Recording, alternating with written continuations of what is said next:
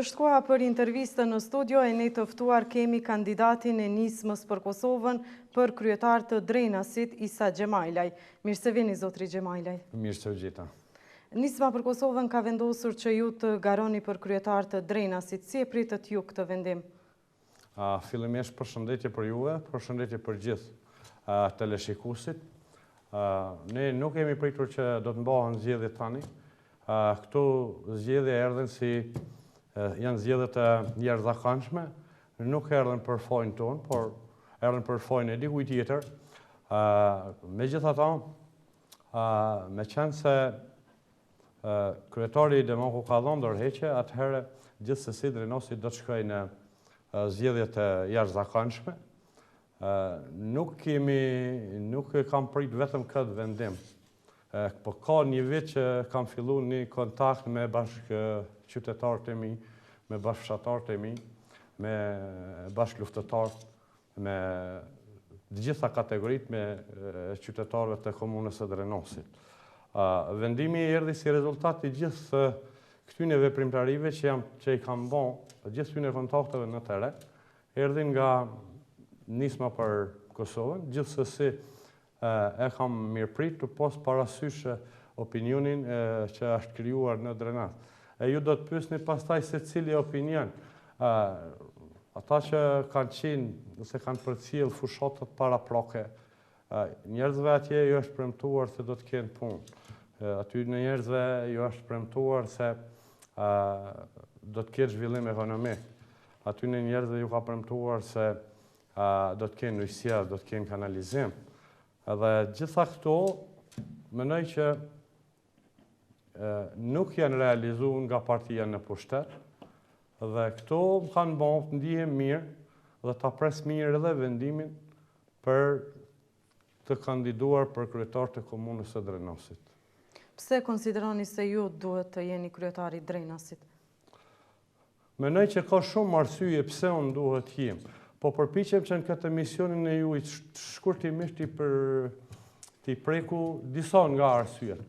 Para gjatë tërë jetës sime kam qenë njeriu që i kam grumbulluar, i kam afruar të gjitha kategoritë e njerëzve, pavarësisht moshës, pavarësisht bindjeve tyre partijake, pavarësisht bindjeve tyre fetare, pavarësisht opinioneve të tyre.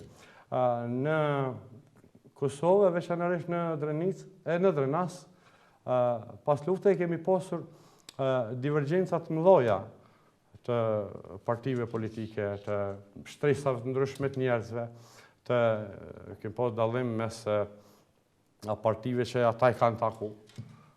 Kam qenë gjatë tërë jetës një njeri që i kam grumbulluar, që i kam afruar të gjithë me zveti. Ashtë një prej arsyeve.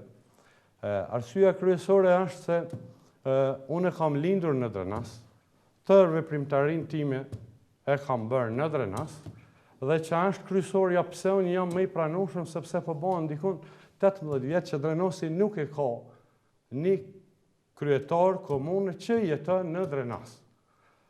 Tjetra pse, që nga viti 1991 kam punu në arsim, dhe e nja mirë gjendjen në arsim, i njoh mirë kolegë që kam punu me ta. Pastaj kam qenë drejtor në shkollë. Pastaj kam qenë në trupat e mbrojtjes të Kosovës. Duhet ju them se gjatë kohës sa kam qenë drejtor i shkollës në Obrit Tepër, në vitin 1997 jam inkuadruar në Ushtrinë Çlirimtare të Kosovës, sepse e kam pa që e vetmja rrugë është lufta për çlirim. Pastaj kam punu në trupat të mbrojtjes të Kosovës deri në vitin 2009. Janë gjitha këto veprimtari, që disa nga to, që mu më bojnë që t'jem kandidati që do t'i afran, do t'i bashkan edhe intelektualet, edhe ushtarët, edhe mësimët, gjitha kategori që jetojnë aty. Nuk jam person që përdori përjashtimin për një kategori njerëzve, ose që diskriminoj ose diskualifikoj dikën tjetër. Jam njeri i unitetit. Dhe ky njeri i unitetit ka nevojë, ndoshta në gjithë Kosovën, po veçanërisht ka nevojë Drenica dhe Drenosi.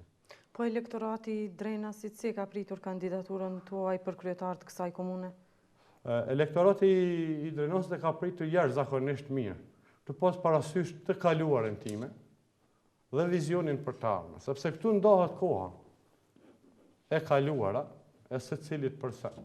Pak ka njerë që do ta kenë një background të tillë.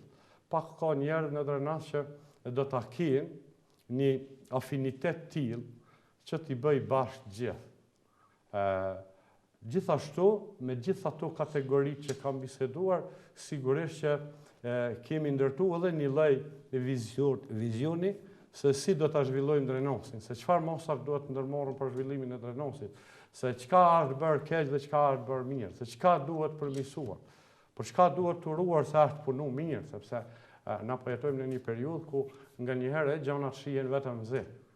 Dhe unë, si Isa Gjemojli, që rrjen nga familja Gjemojli, gjithsesi familja e Gjemajli, i kam ato virtyte dhe ato cilësi që jo të gjithë i kanë në Drenas.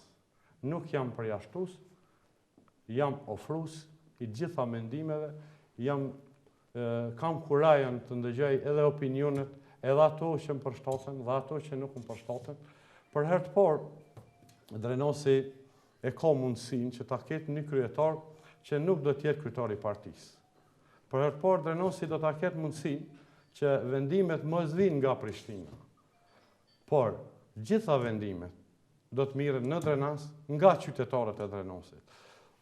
Për herë të parë do ta formoj një kabinet ku nuk do të jenë të partive politike. Ata mund të jenë, po e para që ata duhet të jenë është ekspert i fushës. Kjo i ka munguar. Nuk do të jetë ajo se do të jetë në kabinetin tim dhe domosdoshmërisht do të jetë një parti. Le të vinte unë. Le të vinte unë. Edhe ata që janë me parti, edhe ata që janë pa parti, edhe ata që kanë qenë në Lidhjen Demokratike të Kosovës, që ka dhënë një kontribut, veçanërisht gjatë viteve 90-ta, edhe ata që kanë qenë në Partinë Demokratike. Veçanërisht do të kushti i parë për me qenë në kabinet do të jetë eksperjenca e tij në fushën e caktuar. Nuk do të marrë militant. Këto ma garanton vetja ime fillimisht dhe këto ma garanton vetëm qytetari.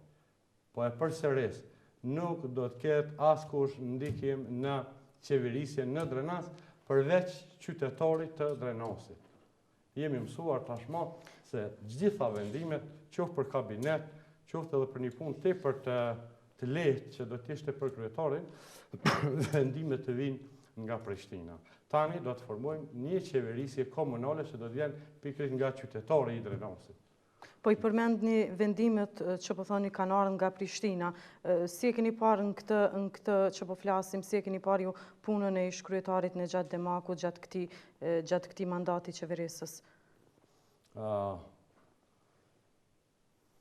Prapë më duhet ta përsëris që nuk kemi dashur që mandati i tij të mbetet në gjysmë, gjithsesi kemi dashur që mandati i tij shkojë deri në fund. Mandati i tij ka përfunduar jo për fajin tonë dhe jo për fajin e nismës, por për fajin e dikujt tjetër. Në këtë mandat mendoj që ka punë mjaft që lën për të dëshiruar. Mund të përmend disa nga ato. Thashë që kanë premtuar kanalizim, kanë premtuar ujësjellje. Kanë thjesht gjatë kësaj kohe nuk i kanë realizuar as 20% të atyre të i kanë premtuar. Kanë nejt komad si pushtet që janë në Drenas, se nuk rrezikohen nga askush dhe nuk kanë kryer një mëri detyrat, një mëri punësh që është dashur të kryen në Drenas. Shpesh herë vendimet kanë qenë edhe të gabuar. Nuk kanë pasur një platformë dhe një strategji të thithjes së investimeve të huaja. Ne po jetojmë në një periudhë që ndryshe quhet edhe periudha e kapitalizmit dhe punësimet më të mëdha i bojnë investitorët, qoftë brendshëm, qoftë jashtëm. Këtu kemi shumë raste që janë ofruar investitorët, janë krijuar barriera, nuk është kryer puna nga administrata komunale, gjithsesi nga kryetari, dhe ata janë larguar. Kemi fabrika të cilat kanë biseduar në Drenas, pastaj kanë shkuar në komuna tjera. Këto janë disa nga ato që po i përmeni. Kanë filluar ujësillësin, kanë fut gypat në për tokë, ka në disa fshatra janë gypat me vite, 6-7 vite, që asë njëherë nuk kanë lëshu ujësillësi. Kanë punu rrugë kualitetit të dëbet dhe pa një mbikëqyrje dhe pa një ekspertizë. Gjitha këto janë që e kanë përcjell me dështime. Në sektorin e urbanizmit është kriju të vitet e fundit një kaos urbanistik. Në sektorin e arsimit gjithashtu ka probleme shumë të theksuara, ka shkollë që ka deri në 47 nxënësa. Ka shkollë në Drenas që inventari është i viteve të 90-ta. Unë kam qenë drejtor në shkollë fillore, po inventari në disa shkolla që është në Drenas, po flasë për inventar dhe jo për objekte, është aq i vjetuar. Shpesh nxënësit zihen me zveti se kush do ta marrë korrikën i pari. Janë gjitha këto e shumë të tjera mangësi që një kryetar që do të ishte pak më vizionar, do ta kishte tërë situatën në kontroll, mos ndërhyej nga qendra, do të kishte një ekip më të mirë dhe punë do të kryeshin shumë më mirë. Po me Aleancën për Ardhmërinë e Kosovës Dega Drenas, a keni bashkëpunim dhe a do ta gëzoni mbështetjen e tyre në këtë proces zgjedhor? Mendoj që fola pak më herët, unë do të kem bashkëpunim me secilin që ja do të mirën Drenasit. Do të jemi hapur me të gjithë ata të cilët Drenasin e shohin si vendlindjen e tyre. Ata që Drenasin e shohin si vend, si qytet ku do t'i rrisin fëmijët e vet. Drenasin e shohin qytet ku do të punojnë dhe do të investojnë për ta. Nuk thash në fillim që nuk jam përjashtues. Kemi shkuar deri në një fazë që ta kemi edhe përkrajën e Aleancës për Ardhmërinë e Kosovës. Po, më shumti do të kem përkrajën e qytetarëve të Drenasit, të intelektualëve të Drenasit, të punëtorëve të Drenasit dhe njerëzve që ja duan të mirën Drenasit. Kjo është ajo që mu mban me uni jashtëzakonisht mirë në këtë fushat zgjedhore. Sa përqind votave synoni ti merrni në këtë proces dhe nëse Drenasi shkon në balotazh, cilat mendoni se do të jenë ato partitë që do të shkojnë në balotazh? Para unë nuk nxjerr përqindje. Nuk dua të paragjykoj sepse në bazë të përkrajës që e keni. Në bazë të premtimeve dhe atyre gjanave të tjera, njerëzit po shkojnë edhe po nxjerrin edhe përqindje, do të isha qenë njeriu më i lumtur sikur ta kisha ditur se çka, se çfarë përqindje. Po unë jam i bindur që unë bashkë me qytetarin e Drenasit do t'i fitoj zgjedhjen. Jam i bindur. Nuk mund shkojnë përqindje, se pastaj do të kemi edhe kërkesa nga partitë tjera që t'ja nxjerrë aty në përqindjen edhe nuk e kam këtë mundësi. Cilat janë ato premtime që nëse bëni kryetar i Drenasit u premtoni qytetarëve se do t'i realizoni? Premtimi kryesor për qytetarët e Drenasit është se në aspektin moral do t'jemi ndershëm dhe ndërgjegjshëm ndaj tyre. Do të marrë me përgjegjësi detyrën e kryetarit. Do të kem një ekip profesional dhe shumë pak ose fare partijak. Do t'i nxis investitorët të brendshëm dhe të jashtëm. Do t'ju krijoj kushte optimale që mbrana bazave ligjore, secili që është një kompani, person fizik ose juridik, t'i krijoj lehtësira që të zhvilloj biznesin e tij. Nuk do të ketë njerëz të dytë ose të tretë që do ta kontaktojnë kompaninë për të ardhur te unë. Do të në aspektin e drejtësisë, të gjithë do të jenë të barabartë. Ligji do të jetë për të gjithë. Si për ata që ka një punë shumë më të madhe, si për ata më të vogël. Nuk do të kenë nevojë që të intervenojnë te unë për një vend pune, po do të jetë konkurrenca për një vend pune. Në sektorin e arsimit nuk do të punojnë njerëzit që kanë një shkollë të mesme, përderisa ka njerëz, djemë dhe vajza që kanë shkollime adekuate për vendin e punës. Nuk do të komunikoj përmes njerëzve të dytë e tretë, po do të ulem me gjithë secilin t'i bisedoj problemet hallet. Si parti kemi orientim social-demokrat dhe veçanërisht do të jemi çdo herë pranë skamnorëve dhe të varfërit, sepse e lanë pas dore. Si bashkëluftëtar i asaj pjese, do t'jenë kontakt përhershëm me shumicën e veteranëve që fatkeqësisht ende jetojnë në kushte shumë të rënda. Do t'i përkrohi dhe do t'i organizoj trajnime për t'ju hapur rrugën që t'jenë gjendje që të mojnë vetveten. Do t'jem ofër secili që do ta ketë nevojën time, qoftë personale, qoftë institucionale. Do të hapen perspektiva. Nuk do të marrim me hap kanale, me kry një kompani jo serioze, me la punën gjysë, ose nuk do të fusim gypa në për tokë dhe nuk do të shfrytëzohen kur, sepse ato gypa, ato rrugë të shtruara nga 3-4 herë, ato janë paguar pikërisht nga xhepi i qytetarëve tonë. Ato janë paguar nga taksat tona dhe nuk kemi ne pare që të gjujmë në llaq. Do të jem serioz, do të jem i përgjegjshëm, do të jem në krye të detyrës për aq kohë dhe për aq sa do të më jep mundësi qytetari i Drenasit. Gjitha këto janë vetëm një pjesë e premtimit. Përndryshe, unë me ekipin tim jemi duke bërë strategjinë dhe platformën. Unë nuk mund premtoj tash se për një vit, sa janë këto zgjedhje që po mohen, pra po e them ju për fajin tonë, do të kenë premtime shumë të mëdha. Sepse unë nuk iki me shku me jetu në Prishtinë dhe me ikë qytetarës, unë do të jem për ditë me ta. Dhe nëse qytetarit i premtoj sakt se kur dhe ku do të bëhet kanalizimi, mu më duhet të mbaj premtimin, ose ti ki edhe në shkrejnë Prishtinë, që zhvinë gjithë tjerë. Nëse i premtoj se ju ky fshat do të ketu i sjellsin, unë duhet të mbaj premtimin. Deri tani janë zotuar mjetet për vitin e ardhshëm, do të bëjnë një rishikim të atyre mjeteve, ka kalu plani, po gjithsesi do të ndërtoj një strategji dhe një plan operativ me kohë caktuar, me fshat caktuar, me lojë caktuar, se kur do të realizohet në varësisht prej buxhetit që disponon komuna.